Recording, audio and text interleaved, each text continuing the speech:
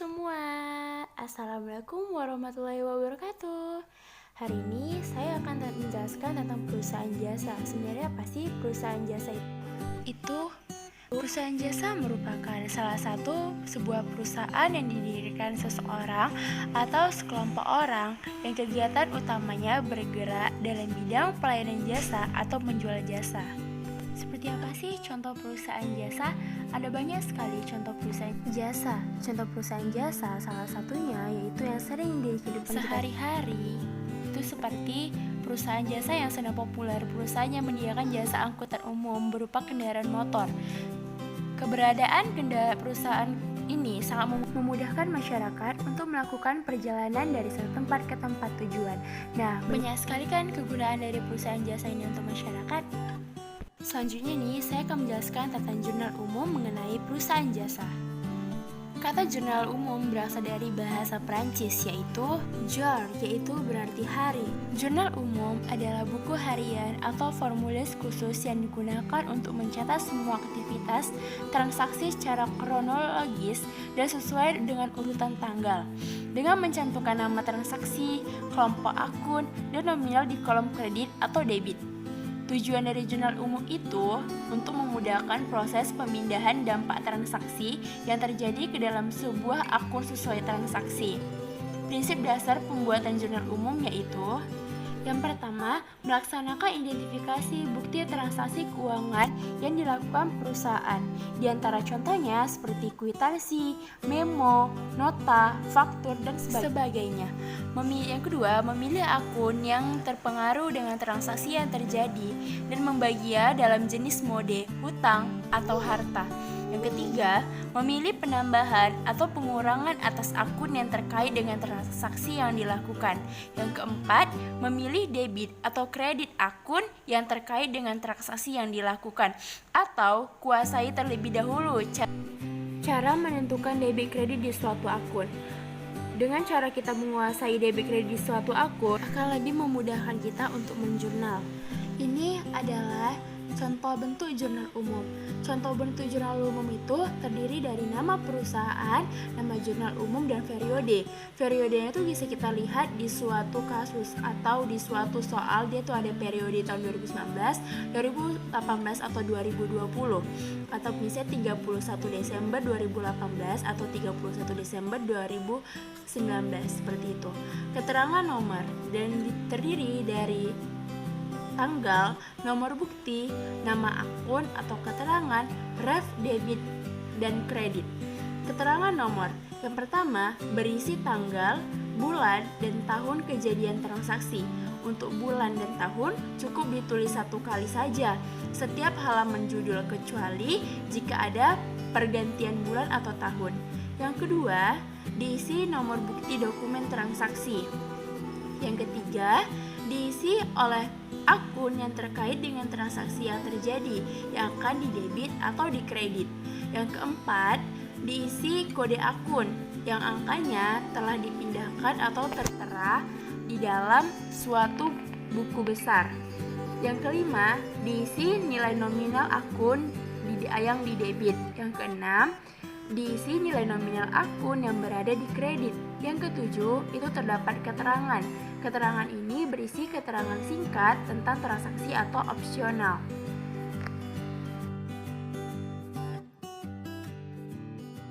Nah, selanjutnya itu bentuk jurnal umum.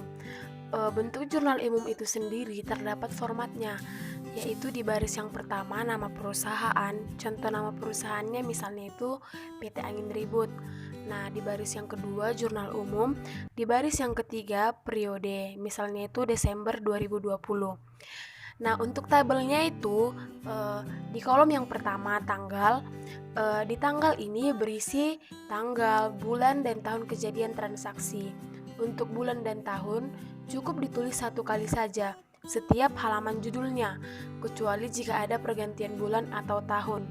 Nah, di kolom yang kedua ada nomor bukti atau diisi nomor bukti dokumen transaksi. Di kolom yang ketiga nama akun atau keterangan. Nah, di sini akan diisi oleh akun yang terkait dengan transaksi yang terjadi yang akan didebit atau dikredit. Untuk kolom yang keempat yaitu referensi atau ref. Di sini kode akun yang angkanya telah dipindahkan atau tertera di buku besar. Untuk kolom yang kelima, debit, yaitu diisi oleh nilai nominal akun yang didebet. Untuk kolom yang keenam yaitu kredit, diisi nilai nominal akun yang dikredit. Untuk di kolom yang ketiga ada tambahan. Setelah kita menulis akun yang terkait dengan transaksi yang terjadi, di bawahnya itu akan ada keterangan singkat tentang transaksinya atau opsionalnya.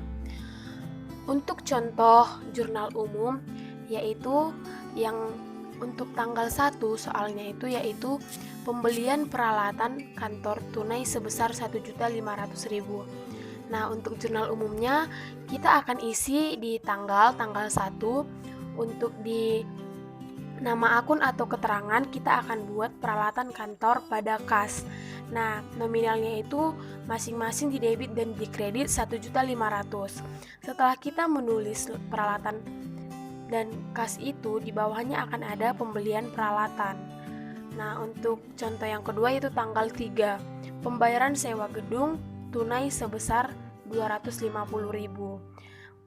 Untuk nama akun atau keterangannya yaitu sewa dibayar di muka pada kas.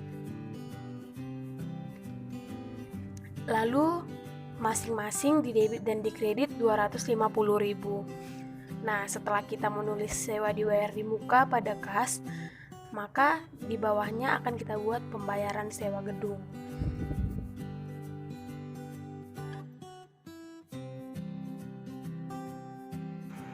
Baik, selanjutnya itu tentang buku besar. Pencatatan buku besar disebut dengan posting. Jadi kegiatan posting buku besar ini juga merupakan kegiatan memindahkan informasi akun beserta saldonya ke dalam kolom khusus akun yang sejenis. Dan akun-akun buku besar ini dapat digolongkan menjadi dua. Yang pertama itu akun real dan yang kedua itu akun nominal. Akun real atau real account adalah akun-akun yang terdapat di dalam neraca, misalnya aktiva, hutang, dan kewajiban dan modal. Dan yang kedua itu akun nominal atau nominal account adalah akun-akun yang terdapat pada laporan laba rugi, misalnya akun pendapatan dan beban. Selanjutnya itu tentang fungsi buku-buku besar. Jadi fungsi buku besar ini bermacam-macam. Yang pertama itu sebagai alat untuk meringkas data transaksi yang telah dicatat dalam jurnal atau dalam jurnal umum. Yang kedua itu sebagai alat untuk menggolongkan data keuangan serta dapat untuk mengetahui jumlah atau keadaan rekening atau akun yang sebenarnya, apakah ada perbedaan atau tidak. Yang ketiga itu sebagai dasar penggolongan transaksi yang ada atau telah dicatat dalam jurnal. Dan yang terakhir itu sebagai bahan atau informasi untuk menyusun laporan keuangan. Selanjutnya, mengenai bentuk-bentuk buku besar. Jadi,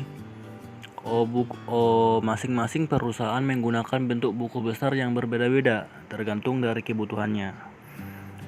Ada 4 bentuk buku besar dalam akuntansi. Yang pertama itu bentuk T. Buku besar bentuk T merupakan bentuk buku paling umum dan sederhana, yaitu berbentuk seperti huruf T besar. Pada kolom sebelah kiri diisi dengan debit dan kolom sebelah kanan diisi dengan kredit. Nama akun diletakkan di sisi kiri atas dan nama kode akun diletakkan di sisi kanan atas. Yang kedua itu bentuk skontro. Buku besar bentuk skontro merupakan buku besar yang memiliki 2 kolom. Bentuk skontro berarti menyebelah menjadi 2 kolom, yaitu kolom pertama debit dan kolom sebelahnya kredit. Yang ketiga bentuk stafel berkolom saldo tunggal.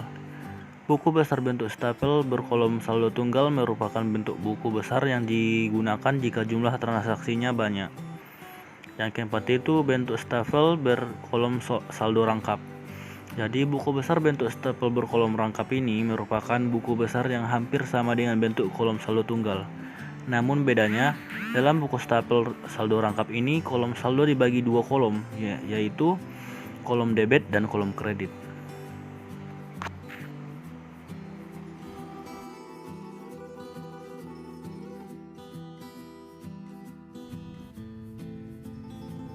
proses posting dari jurnal ke buku besar. Sebelum kita mengetahui langkah-langkah apa yang kita lakukan dalam proses posting dari jurnal ke buku besar, kita harus terlebih dahulu menyiapkan lembar buku besar. Jika kita menggunakan pencatatan akuntansi secara manual, biasanya buku besar berupa satu buku untuk satu akun. Namun, jika kita menggunakan komputerisasi, data buku besar untuk satu akun berada dalam satu sheet Microsoft Excel. Di sini ada beberapa langkah yang harus kita ketahui. Yang pertama adalah menulis tanggal transaksi. Maksudnya di sini adalah kita memindahkan tanggal kejadian yang ada pada jurnal ke kolom tanggal di buku besar yang bersangkutan. Langkah yang kedua adalah menulis nilai nominal pada sisi debit dan kredit. Di sini kita juga memindahkan jumlah debit ataupun jumlah kredit ke kolom debit ataupun kredit pada buku besar yang bersangkutan. Langkah yang ketiga adalah menulis nomor referensi. Menulis nomor referensi pada kolom nomor referensi sesuai dengan jenis jurnal dan nomor halaman jurnal yang diposting. Sebagai contoh, dari data jurnal umum halaman 1, maka kita isi dengan JU1, di mana JU itu merupakan singkatan dari jurnal umum dan 1 adalah nomor halaman jurnal umum tersebut. Selesai diposting, jangan lupa untuk sebaliknya mengisi kolom referensi pada jurnal terkait. Pengisian tersebut ditulis dengan kode dari akun yang bersangkutan. Langkah yang keempat adalah menulis keterangan atau uraian transaksi, di mana kita mengisi keterangan atau uraian transaksi dari akun yang bersangkutan pada kolom uraian. Jika sebuah akun itu memiliki nilai saldo awal yang ditunjukkan pada neraca periode sebelumnya atau tahun lalu, maka kolom uraian ini ditulis dengan saldo awal. Di sini kita bisa melihat ada gambar proses posting dari jurnal ke buku besar. Di situ ada jurnal umum pada tanggal 10 Oktober 2010, di mana kas di debit 500.000, pada modal hadiah di kredit 500.000. Gambar yang di bawahnya itu sudah merupakan buku besar, di mana pada akun kas dan modal. Dengan menggunakan langkah-langkah yang kita pelajari tadi, kita dapat membuat jurnal, yaitu kita posting pada buku besar. Nah, ada manfaat dari pembuatan buku besar. Yang pertama yaitu kita mengetahui jumlah saldo dari tiap-tiap akun yang digunakan oleh perusahaan. Yang kedua, mengakomodasi entry jurnal yang dibutuhkan. Yang ketiga, mengumpulkan dan mengklasifikasikan data-data transaksi keuangan. Yang keempat, dapat mempermudah dalam pembuatan neraca saldo. Selanjutnya, neraca saldo sebelum disesuaikan. Kita harus mengetahui apa sih yang disebut dengan neraca saldo. Neraca saldo adalah suatu daftar yang berisi kumpulan seluruh jenis nama akun beserta total saldonya yang dibuat dan diurutkan secara sistematis atau urut sesuai dengan golongan dan kode akun yang bersumber dari buku besar perusahaan pada perusahaan tertentu. Neraca saldo ini disusun setelah penyusunan buku besar. Akun dalam neraca saldo harus dibuat secara sistematis atau sesuai dengan kode akun, tidak boleh acak. Ada manfaat dari penyusunan neraca saldo bagi suatu perusahaan. Yang pertama, dapat memudahkan melakukan pengecekan terhadap kebenaran buku besar yang telah dibuat. Ketika jurnal buku besar yang dibuat dengan benar sebagai dasar penyusunan neraca saldo, maka jumlah total angka kolom debit dan kredit yang muncul di neraca akan menunjukkan jumlah saldo yang balance atau sama. Dengan demikian, neraca saldo dapat dianggap benar. Manfaat yang kedua adalah penyusunan neraca saldo bermanfaat sebagai sumber pembuatan kertas kerja atau neraca jalur dan sebagai dasar penyusunan laporan keuangan perusahaan.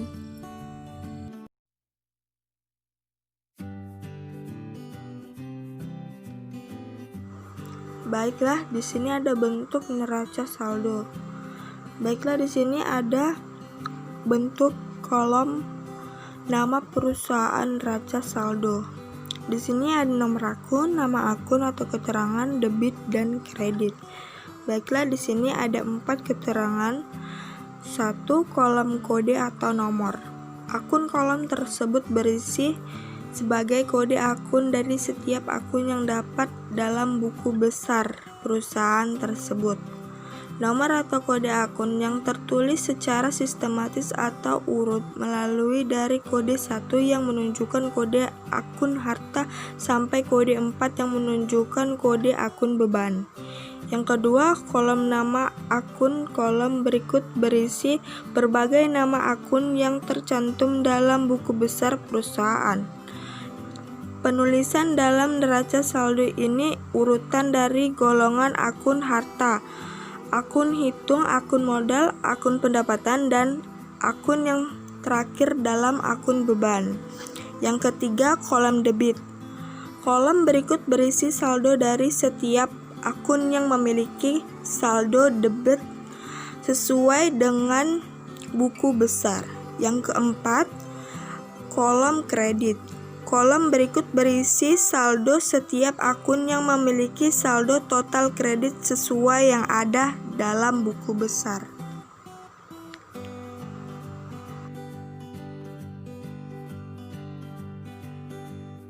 Baiklah, selanjutnya di sini ada contoh dari neraca saldo PT Bintang 31 Desember 2013. Di dalam kolom ini tertera ada uraian debit dan kredit. Contohnya, kas di dalam kolom debit senilai 543.000,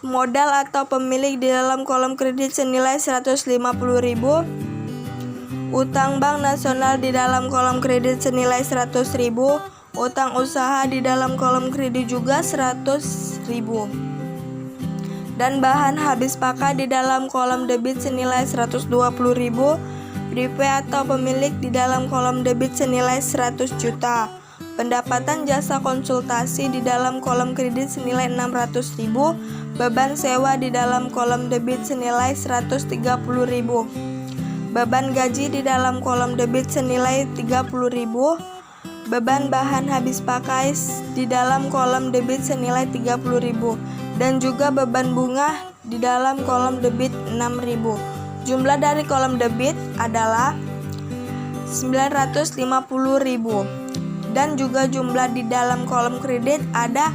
950.000. Keterangannya ada dalam contoh neraca saldo PT Bank keseimbangan antara debit dan kredit diperhatikan pada jumlah 950 saldo akun diambil dari akun yang bersangkutan di buku besar. Nah, misalnya saldo debit akun kas dalam neraca saldo sebesar 543.000 adalah merupakan saldo akun tersebut di dalam buku besar tersebut. Sekian dan terima kasih. Semoga bermanfaat untuk kita semua.